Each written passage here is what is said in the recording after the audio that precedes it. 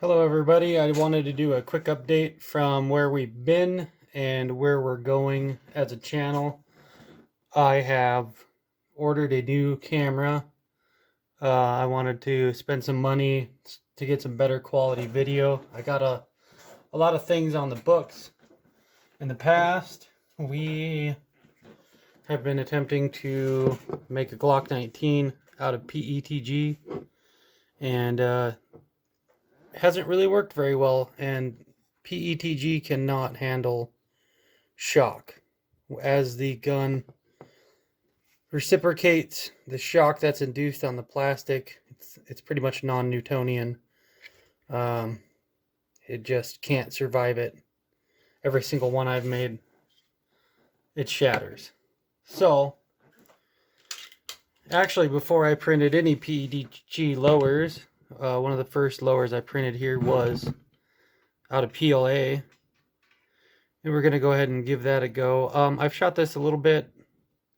It seems to be pretty reliable. So what I want to do is get set up to constantly run rounds through this until the barrel gets hot enough. Well, the plastic start to droop here. And one magazine through it, the barrel doesn't really get that hot. There's only so much powder in a 9mm, so that'll be interesting. Let's just take a stock PLA 3D printed lower, start shooting rounds through it, hit the barrel with a temp gun every maybe couple magazines, see what the heck's going on. How much can it really survive? You know, that's one of those things. There's so many articles out there that say, why 3D print a lower when it's only going to survive for a few rounds? Well, this one survived more than a few, and I don't see any issues with it. So for now, PLA seems like a pretty decent avenue to go. The only problem is if this gets too warm, that glass transition temperature is around 150 degrees. So if you leave this in a really hot car, you might have some problems. So we're going to try out a 19. I own a Glock 48. And I've always kind of wanted to have a 43 lower to put that 48 upper on. And so I printed one out. I haven't shot this at all. I kind of want to just take it out, shoot it, see how it goes myself, get that on camera. This was a really good print, turned out nice. So we're going to do a video on that. And then we're going to get into some more interesting things here. One, in the world of frames, we got the Free Men Don't Ask. This is the Dagger. Pretty good print. This one's out of PLA. I like it. So if I melt down that first frame, no biggie. You know, I'll probably use this one. Very interesting. I got to messing around with TPU, and I really had to get into the settings, but I 3D printed a TPU Glock 19 lower, and this thing feels good. It's just a little squishy in the hand. This is 98A TPU, fairly hard, but the flexibility is outstanding. And we'll have to go into a video of this. I got another roll coming. I figured I found a certain layer height that I could actually double with the distance between the support and the lower. And once I pushed this area out, it came right out, which is amazing because TPU supports can be a real pain. But popped this out, then I had it on a raft. I printed it just like this. And once I got the front started, I could actually grab all the support and almost all of it peeled out in one shot. So this is going to be really interesting. Will this work? Or is this flexible lower just going to cause issues? Is the flexing going to hinder it? Will it get so warm and start to sag? You know, that's all really good questions. So we got a TPU Glock lower, but what I really wanted to originally do is a TPU AR-15 lower. And I went ahead and I remixed the Hoffman Tactical Super lower. And I went ahead and added a second rib to the other side. He had actually shot a video on this, and I'd sent him a quick message, and I, said that I was going to print one, and I did. And I had many failed attempts, but I went ahead and changed out my setup on my printer, and it works pretty good. You can take this, you can flex it. It's pretty rigid. It's not bad. You can squeeze the mag well, but it likes to retain its shape. We can insert a magazine. Magazine fits good. I had to experiment a little bit with the trigger. I had my original piece I threw in here. The safety was actually going off. There was just not enough material between the trigger bar and the actual hammer, and I'd use that little bit of take up and it would go off. So luckily I got enough hammers laying around. I just kept swapping them out till I found one that works. And so I've been doing a lot of testing. All that's pretty good. I have a Aerial Precision no forward assist upper coming. A standard AR-15 upper will not work on this piece because of the forward assist. But I'm not a fan of the forward assist anyway. So I basically designed this. I wanted to do a 300 blackout build. And can't build on YouTube, but we can on Patreon. So we're going to have to start up a Patreon page. I got a 9.5 inch, something like that, Midwest Industries rail.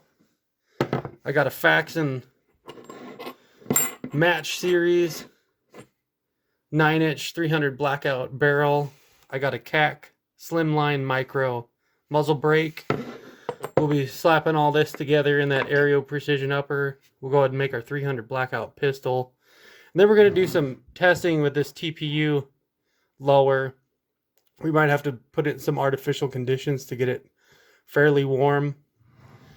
See if, if it gets to like 110 degrees, then, maybe this thing's sitting out in the sun. Maybe it could even get up to 120. We might have to throw it in the vehicle, turn the heater on, get it warm, see how it behaves. You'll probably have to pull it out and then just shoot it really quick while it's warm, because it's going to cool down. The temperatures are plummeting. What else do we got?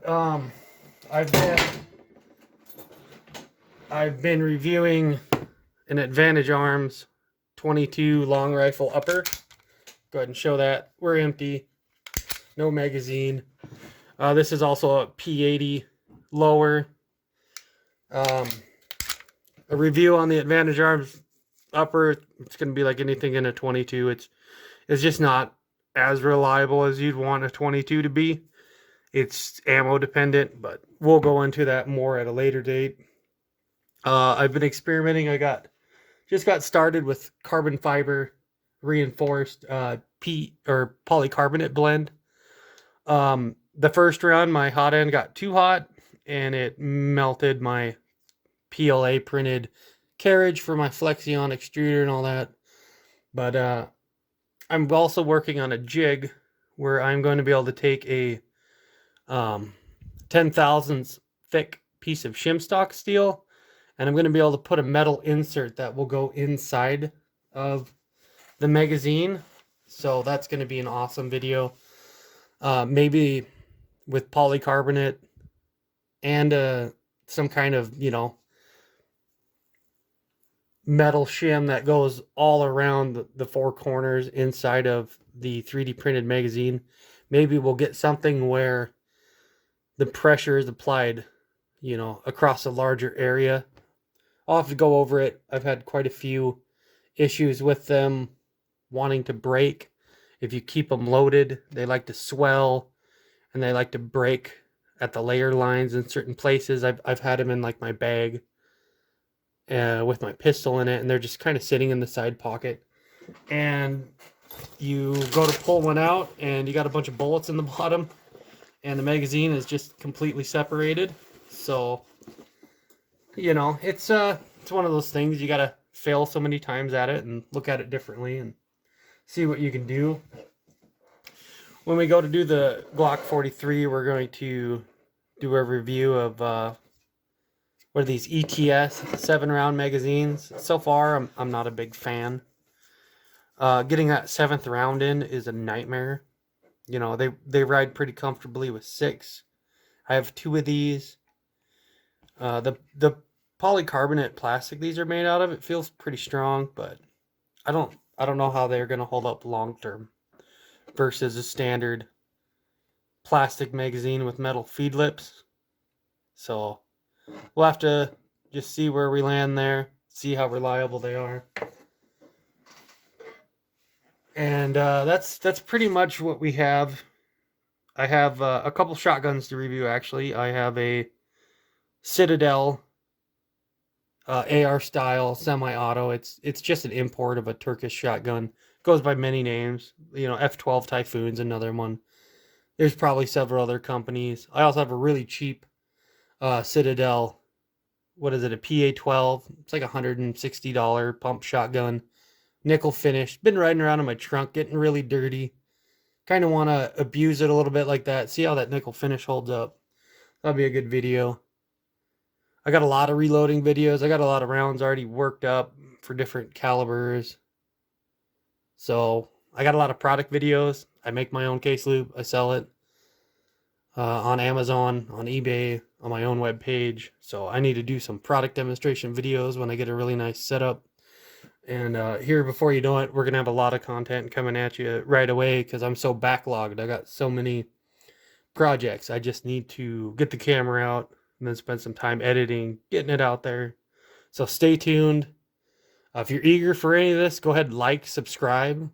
You can find us highlineprecision.com. You can find our products on Amazon, on eBay. You can go to highlineprecision.com. That's HILINE precision.com. Not a lot there yet in the blog or anything. Kind of, if this starts to take off, maybe. I got a page on Facebook. I'm not a big fan of Facebook. I don't do much with it. Here in the future, we'll probably get a Patreon page. I got some tricks, you know, for doing, you know, trigger jobs, certain things, little goodies, little tidbits of knowledge that I might have figured out or learned that hasn't really been shared. Maybe some more advanced reloading strategies. We'll have to put some things on Patreon that are, you know, worth the time, worth the money. So like, subscribe. If you don't like it, go ahead and comment. Anyways, have a nice day.